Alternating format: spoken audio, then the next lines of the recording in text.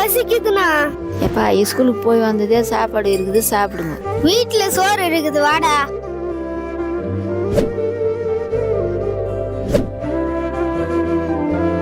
டே, அப்பா சாப்பிட்டுக்கிறாருடா. நான் பசிக்குதுண்ணா. கொஞ்ச நேரம் பொறுடா, ஆயா வந்துடும், சோறு ஆக்கி போடும்.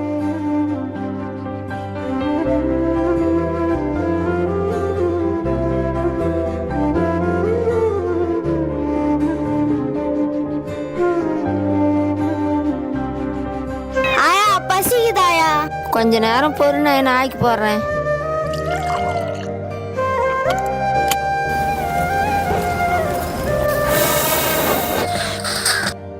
ஐயோ எப்பா,